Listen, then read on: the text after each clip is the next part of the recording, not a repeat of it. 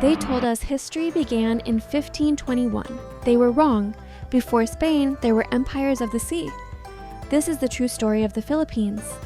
When Ferdinand Magellan arrived in the Philippines in 1521, he didn't find savages living in the jungle. He found kings clad in silk. He found port cities bustling with foreign merchants. And he found gold. So much gold that the locals wore it as everyday jewelry. For centuries, the standard history books have told us the story of the Philippines started with its discovery by Spain. But that is a lie. Long before a single Spanish galleon crossed the Pacific, the archipelago was home to complex, wealthy civilizations that were trading with China, India, and Japan. So who actually ruled these islands for the thousands of years before 1521? And how did they build empires on the water that the world forgot? To understand who ruled, we have to go back, way back. 30,000 years before the pyramids of Egypt were built, the first masters of this land had already arrived. These were the Negritos, the ancestors of today's Ayeta, Agta, and Ati peoples. They didn't just wander in, they crossed land bridges during the last ice age. Genetic studies from 2021 reveal that these groups carry some of the most unique DNA on Earth, linking them to the very first waves of human migration out of Africa. They were the original stewards.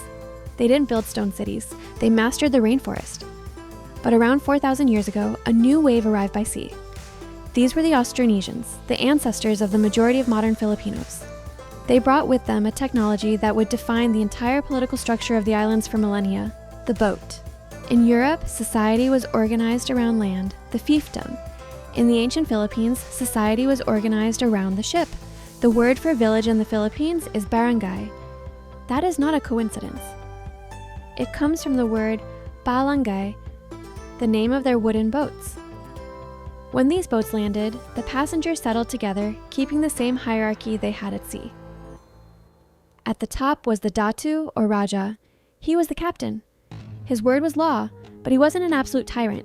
He had to earn the loyalty of his people through bravery and wealth. Below him were the maharlika and timawa, the warrior class and freemen. They paid no taxes but were obligated to fight for the datu. And at the bottom were the alipin. Often mistranslated as slaves, these were actually a complex class of dependents working off debts or serving a sentence. But these barangays didn't just stay small fishing villages. By 900 AD, 600 years before Magellan, some of them had grown into massive trade kingdoms. How do we know? Because we found the receipt. This is the Laguna copperplate inscription. It is a legal document from the year 900 AD written in a mix of Old Tagalog, Malay, and Sanskrit. It forgives a debt of gold. It mentions Tondo, a polity that still exists as a district in Manila today. This proves that Tondo was a sophisticated kingdom with a legal system, weights and measures, and international relations, centuries before Europe knew the Pacific existed.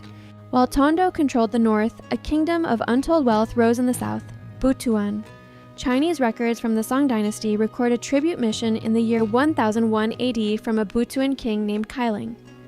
He sent envoys to China with non-native products, proving Butuan was a central hub for goods coming from all over Southeast Asia.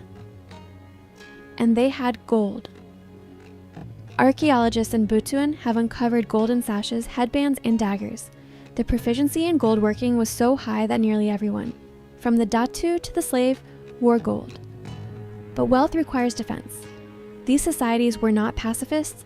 They practiced manggayao, seasonal sea raiding. They had their own artillery, the lantaka, bronze swivel guns found on their warships. When the Spanish arrived, they didn't just walk in. They faced bronze cannons and warriors who had been navigating these seas for 2,000 years. So, who ruled the Philippines before Spain? It wasn't a single king. It was a network of datus, rajas, and lakans. It was a civilization of the sea, rich in gold, sophisticated in law, and deeply connected to the history of the world. Magellan didn't discover the Philippines. He just happened to be the first European to pay the docking fee. The gold of Butuan didn't just stay in the islands. It fueled the greatest dynasties of the ancient world. 1,000 years ago, these islands weren't at the edge of the world. They were the center of it. The past is deeper than they told you. subscribe, and let's unearth the rest together.